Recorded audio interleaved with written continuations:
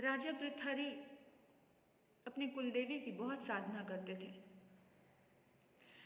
इतनी साधना की कि देवी खुश हो गई। देवी प्रकट हुई। देवी ने कहा कि पुत्र, मैं तुम्हारी साधना से बहुत प्रसन्न हूं, मांगो, क्या वरदान मांगते हो। राजा भृतहरि ने कहा कि देवी मां, अगर कुछ देना ही चाहते हो तो तुम एक ऐसा वरदान दो कि मुझे मेरे राज्य की सत्यता का ज्ञान हो जाए। मुझे मेरे राज्य में क्या चल रहा है वो सब साफ साफ सत्य सत्य नजर आने लग जाए, मुझे सब दिखाई दे जाए, किसके मन में क्या चल रहा है, कौन क्या सोच रहा है, क्या है, सब मुझे पता चल जाए। अब देवी माँ ने कहा कि बेटा, तो इस चीज की ये वरदान मत मांग, कुछ और मांग ले। बोला नहीं नहीं, मुझे यही वरदान मांगना है, मुझे मेरे राज्य की सुरक्षा चाहिए। बोला बेटा, ये वरदान मत मांग, तू बहुत परेशानी में पड़ जाएगा, तू एक दिन भी इस वरदान को झेल नहीं पाएगा। बोला नहीं देवी माँ, मुझे सत्यता का ज्ञान चाहिए, मुझे सत्य चाहिए, मुझे सच मालूम होना चाहिए। आप लोग भी कहीं ना कहीं अपने रिश्तों के साथ ऐसे ही चाहते हो ना कि मुझे सच मालूम होना चाहिए, मुझे झूठ से बहुत नफरत है, मुझे सच्चाई का पता होना चाहिए, जो भी हो सच हो। लेकिन अपने आप से पूछना कि क्या सच का सामना कर पाओगे, क्या सत्य को स्वीकार कर पाओगे। देखो आगे राजा भृतहरि को वरदान मिल जाता है।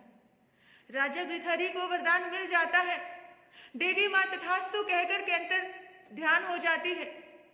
और राजा क्या देखता है, अरे राजा जिस रानी को अपने जान से भी ज्यादा प्यार करता है, वो रानी किसी और से प्यार करती है। राजा तो हिल गया। जिसके लिए मैं अपना सब कुछ दांव पर लगा के बैठा हूं, वो रानी मुझसे नहीं किसी और से प्यार करती है। इस सच्चाई को पता चलते ही राजा का सिर दिमाग घूम गया और एकदम से धड़ाम से बैठ गया। ये क्या। फिर थोड़ी देर बाद उसने सेनापति के मन को देखा कि मेरे राज्य में सेनापति किसी शत्रु से साठगांठ कर रहा है। जिस राज्य के लिए मैं अपना पूरा जीवन लगा रहा हूं, राज्य को बचाने के लिए, वही शत्रु हमारे ऊपर आक्रमण कर रहा है और उसी के साथ हाथ मिला रहा है सेनापति चंद सिक्कों के लिए।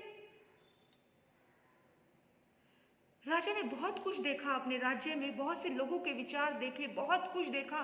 राजा का दिमाग एकदम हिल गया कि बहुत कुछ बुरा बुरा भाव लोगों के भीतर में इतना उबाल है, कोई भी कर्तव्यनिष्ठ नहीं है, कोई भी समर्पित नहीं है, कि सबके मन में कुछ ना कुछ द्वंद्व चल रहा है। राजा बहुत डिस्टर्ब हो गया, बहुत दुखी हो गया। एकदम सुबह से शाम तक यही सब देख देख के राजा को लगा कि अब जीना ही नहीं है, मर जाओ तो अच्छा है, नहीं चाहिए ऐसे ढोंगी लोग, ढोंगी रिश्ते, ये पाखंड भरे रिश्ते नहीं चाहिए। राजा इतना परेशान हो गया। सच्चाई को जानने की ताकत हर आदमी में नहीं होती, और अगर सच्चाई सामने आ जाए ना तो सच का सामना भी व्यक्ति कर नहीं सकता है। आपको क्या लगता है, आपके संसार के ये रिश्ते सत्य पे टिके हुए हैं? नहीं, संसार के जितने भी रिश्ते हैं वो सत्य पे नहीं टिके हैं। हाँ, कहने को कह देंगे कि हम उससे कुछ भी छुपाते नहीं हैं, हम अपने रिश्ते के प्रति बहुत ईमानदार है, बहुत ये है, लेकिन आपके मन में क्या कुछ द्वंद्व चल रहा है ये आपको भी पता नहीं है। संसार के रिश्ते कितना झूठ पर टिके हैं देखो, अपने आप से ही देखो। किसी को थोड़ा सच कह के देख लो तो कैसे सामने वाले का मुंह फूल जाता है। हाँ, झूठी तारीफें करते रहो, झूठे तारीफों के पुल बांधते रहो तो रिश्ता बड़ा अच्छा टिकता है। सुबह से शाम हो गई, बड़ा दुखी है मन, बहुत परेशान है मन भृतहरि का। देवी आई। देवी ने कहा, बेटा कैसा रहा दिन? देवी माँ, मुझे ये वरदान नहीं चाहिए देवी माँ, ये वरदान वापस ले लो देवी माँ, मैं बहुत परेशान हो चुका हूँ देवी माँ, मुझे नहीं जानना है सत्य।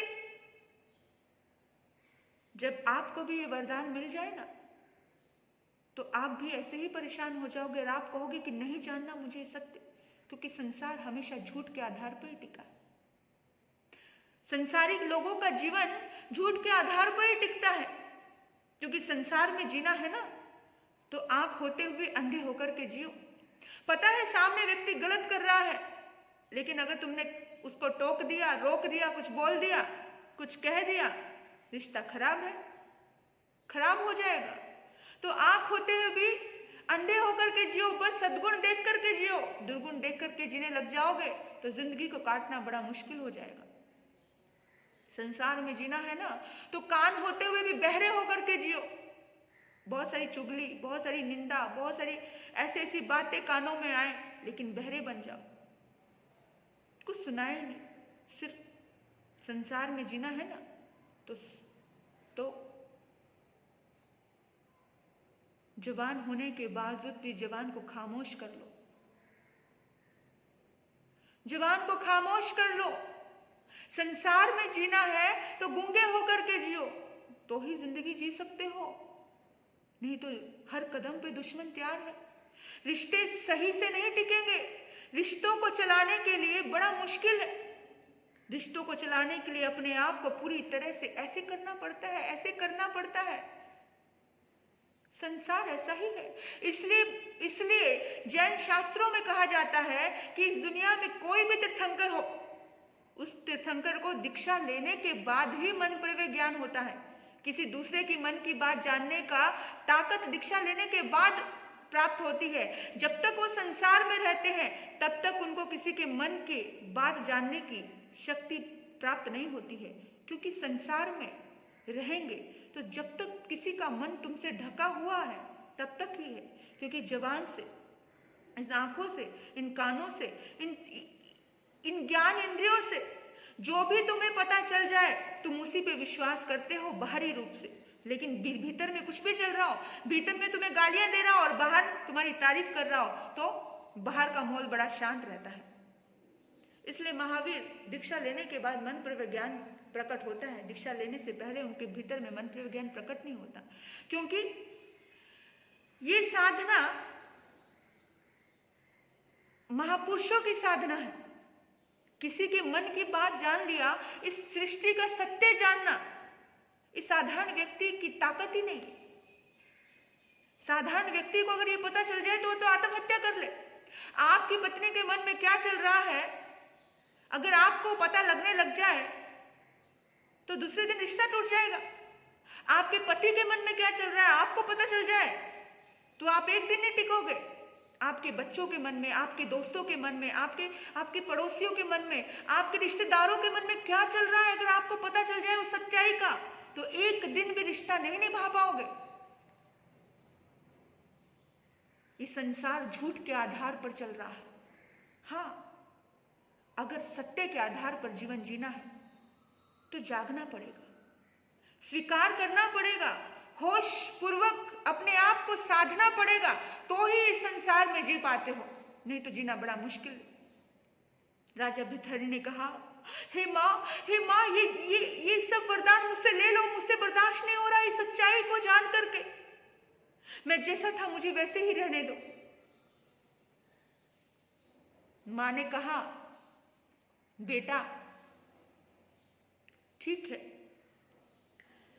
लेकिन फिर भी मैं तुझे दर्शन देने आई हूं। मेरा एक नियम है, मैं खाली नहीं जाती हूं। भृतहरि ने कहा, हे माता, अगर मुझे कुछ देना है तो मुक्ति की राह दे दो, मुझे मुक्ति की राह दे दो। तो देवी कहती है, बेटा मुक्ति की राह में तो सच्चाई को जानना बहुत जरूरी होता है। हाँ, संसार की राहों में आंखों पे पर्दे बांधना पड़े, आंखों पे पट्टी बांध करके जीना पड़ता है, लेकिन मुक्ति की राहों में आंखों पे पट्टी खोल करके जीना पड़ता है, होश पूर्वक जीना पड़ता है। तथास्तु, तुझे मुक्ति की राह मिले। और कहते हैं भृतहरि अगले ही दिन अपना पूरा राजपाट छोड़ करके, इस संसार को नश्वर जान करके, इस संसार की सच्चाई का सामना जब भृतहरि करता है तब वो उसी पल संसार छोड़ देता है। मेरे बंधु, जो आत्मा इस संसार की सच्चाई का सामना करने के लिए तैयार होती है ना, वही आत्मा एक दिन आत्मा से परमात्मा बनने की ताकत रखती है। नहीं तो हम और तुम जो साधारण कैटेगरी के लोग हैं, वो तो झूठ में ही खुशी मनाते हैं, वो तो अज्ञानता में ही जीते हैं, और ये संसार अज्ञानता पे ही चल रहा है। अज्ञानी होकर के जीना ही उसे ठीक लगता है। सत्यता स्वीकार भी तो नहीं होती।